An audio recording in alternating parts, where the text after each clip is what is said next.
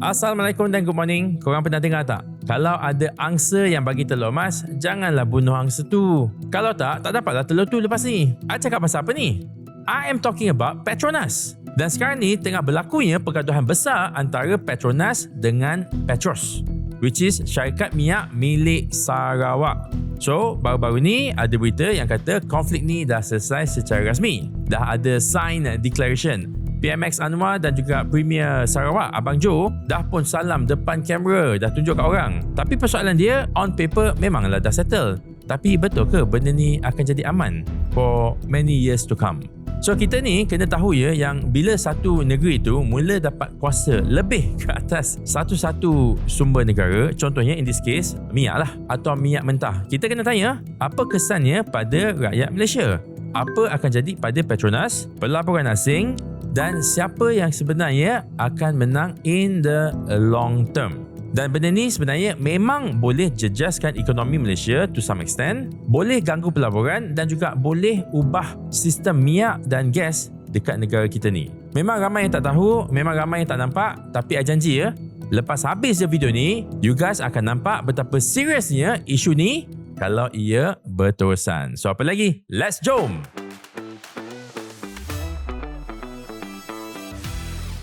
Okay guys, untuk korang yang suka podcast Financial Faiz tapi tak larat nak dengar sampai 1 jam, boleh cari Financial Faiz Podcast, brand kita orang baru yang warna orange. Dekat situ ada klip-klip podcast yang sudah pun dipendekkan jadi 10 minit dan juga 3 minit. So, see you there. Isu Petronas versus Petros ni dah macam drama keluarga yang rebut harta pusaka. Dulu sebelum 1974, kita gunakan syarikat asing macam Shell untuk urus minyak dekat Malaysia ni. Tapi lepas tu kerajaan tubuhkan Petronas dan melalui Akta Pembangunan Petroleum 1974, semua hak atas petroleum diberikan kepada Petronas. Tapi how about negeri ya, bukan negara, negeri macam Sarawak, macam Sabah, Terengganu, dia dapatlah royalty 5%.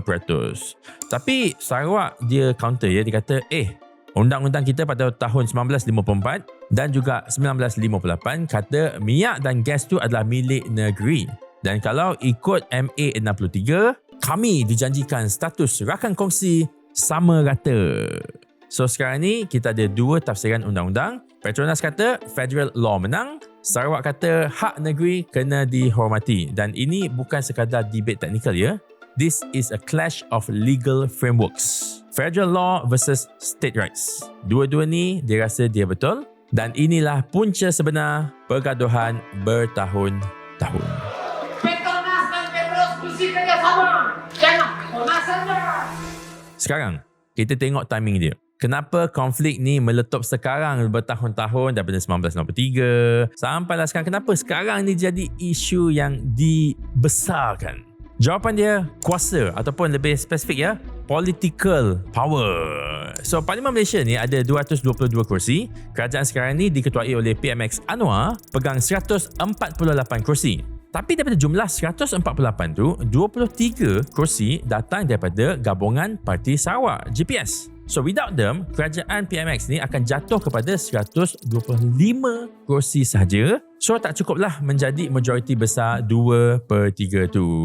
Ingat tak dulu pada waktu PRU ke-15 tahun 2022, berapa lama kita tak dapat kerajaan? Sebab diorang tengah nak mix and match lah. Kau join aku lah, kau join aku lah, kau join aku lah. So GPS ni dia masuklah sebagai kingmaker. So itulah dia, bila Sarawak ataupun GPS minta lebih kuasa, lebih bahagian, lebih portion ke atas minyak dan gas-gas diorang, susah untuk PMX tolak. Tapi benda ni bukan habis kat situ je ya.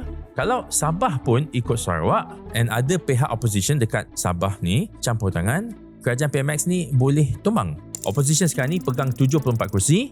Kalau campur dengan Sabah dan Sarawak yang tarik diri because of this gas issue, game over. Kita akan ada a new election ataupun kita akan tukar kita punya PM 3-4 kali lah macam hari tu. Korang nak ke? Anyways, kalau korang nak faham macam mana kewangan boleh ubah hidup korang, dapatkan buku Hidup Aku, Duit Aku. Buku ini ringkas, padat dan banyak ilmu kewangan. Boleh tekan link dekat dalam video description di bawah.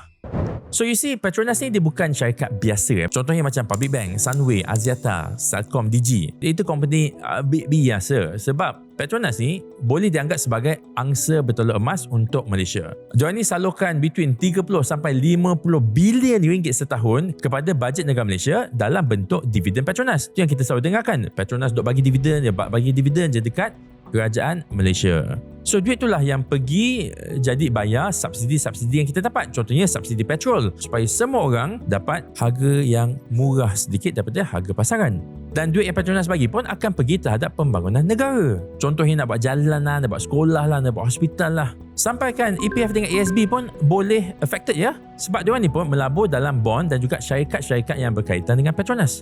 So bila keuntungan ataupun ekonomis Petronas tu berkurangan, simpanan kita dekat dalam EPF dengan ASB tu pun boleh be affected. Kita duk cakap pasal Petronas, nak kenalkan sikit lah macam mana dia operate. Dia ada 3 stages ya. Nombor 1 upstream, which is dia cari minyak, dia korek minyak. Lepas tu midstream ya, dia proses minyak yang dia dah dapat tu, lepas tu dia simpan. Dan downstream tu yang you nampak lah kat luar sana tu, Petronas gas station. Dia jual direct kepada consumer ataupun dia jual kepada customer-customer lain macam kilang, power plant dan juga kita lah kan.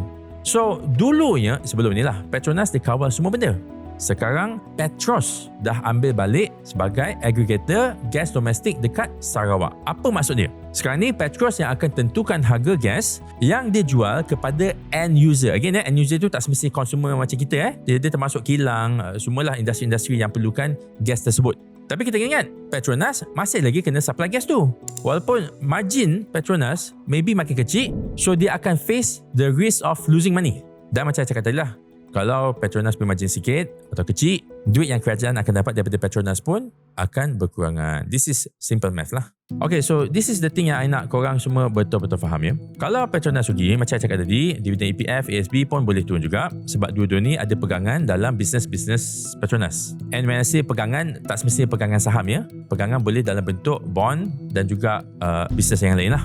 In that situation, subsidi memanglah kena potong. Minyak RON95 tu memang dah lah tidak akan kekal jadi 2.05, itu kita tahu. Sebab ialah kan, semua subsidi tu dibayar menggunakan dividen yang kerajaan Malaysia dapat daripada anak-anak syarikat ataupun GLCs dia dan juga cukai-cukai yang di-charge kepada rakyat dan juga syarikat di Malaysia.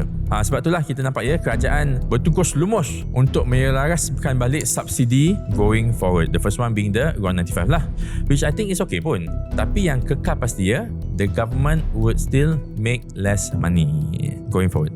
And untuk kita pula, bila subsidi berkurangan, harga barang dapur pun boleh naik, kos-kos bisnes pun naik, harga-harga raw materials pun naik, and user akan bayar lebih. So we might have a little bit of inflation going forward. Dari segi bisnes saya, Petronas dia ada kontrak 20-30 tahun dengan Jepun, Korea dan negara-negara lain. Kalau buyer luar ni dia tengok Malaysia ni unstable, lagi-lagi dengan the political chaos, confirm dia akan cabut or withdraw daripada contracts. And mungkin dia ni akan pergi ke negara-negara jiran kita, competition kita, Indonesia, Thailand, Vietnam, yang tidak ada masalah pergelutan hak oil and gas macam dekat Malaysia sekarang ni. So contohnya ConocoPhillips, syarikat oil and gas dekat Amerika Syarikat, dia baru je tarik diri daripada projek 13.7 bilion ringgit. Dekat mana? Mana lagi? Dekat Sarawak lah. Officially dia cakap portfolio review, tapi kita semua tahulah bila undang-undang tak jelas dan ada possibility yang akan ada polisi flip-flop, pelabur mesti akan cabut. Dia nak protect dia punya duit lah. Tapi okay lah, at the time of this video punya recording, on the 21st May 2025, ada satu pengumuman besar. Adik-beradik dah tak bergaduh lagi. BMX Anwar dan juga Premier Sarawak, Abang Jo, ada sign satu declaration bersama. Dia buat besar-besar, dia buat terang-terang. Dia nak satu dunia tahu yang diorang ni dah solve these issues amicably. Antara points yang kita tahu tentang these declarations are, nombor 1, Petronas akan kekal dengan peranan nasional dia sebagai syarikat minyak utama negara, tapi tertakluk di bawah Akta Pembangunan Petroleum 1974. Petros pula secara rasmi diiktiraf peranan dan scope of authority dia dekat dalam Sarawak. terutama sekali berkaitan dengan pengagihan gas domestik melalui Ordinan DGO 2016. So maknanya dia ada distribution rights lah senang cerita. Dan akhir sekali, kedua-dua syarikat Petronas dan juga Petros akan berganti bahu untuk membangunkan sektor minyak dan gas untuk kepentingan bersama. You kena faham ya, when it comes to oil and gas, nak develop the fields, the oil fields tu menelan belanja berbilion ringgit, expertise kena banyak. So kena bekerjasama lah, tak boleh buat solo. So maknalah ya, isu ni on paper dah settle sebab PMS ni dah kata ini bukan isu baru. Memang dah lama Sabah, Sarawak, Terengganu minta dia punya hak. Tapi sekarang ni barulah jadi secara rasmi. Cuma I nak ingatkan ya, dalam dunia ni reality between written agreement dan juga execution memang ada jurang. Terutama sekali kalau benda tu luar daripada jangkaan. You janjilah apa-apa, you tulis apa-apa dalam dokumen. Kalau satu parti tak nak ikut, tak nak execute ataupun tak nak enforce, tak guna juga. Jadi persefahaman yang kita lakukan ini adalah memastikan pergerakan Petronas diteruskan dan peranan Petros di Sarawak diiktiraf. So apa yang kita boleh belajar daripada isu ni, Petronas bukanlah sekadar syarikat sebab dia adalah nadi ekonomi negara kita, especially untuk Semenanjung Malaysia sebab banyak duit dia pergi belanja dekat Semenanjung. Tu yang orang marah tu. Orang Sarawak marah. I faham. And of course kuasa politik boleh ubah structure ekonomi kita overnight.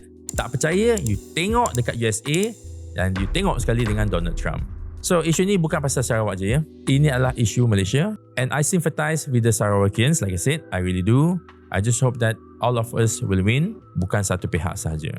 So, macam mana pun kita kena cakna tentang isu-isu ni. Terutama sekali, bila dah datang PRU ke-16, make sure that you guys undi betul-betul sebab undian you tu akan menentukan kita punya ekonomi, akan menentukan kita punya finances, yang akan menentukan kehidupan kita. Thank you very much. You guys are awesome. Undi betul-betul dan Assalamualaikum.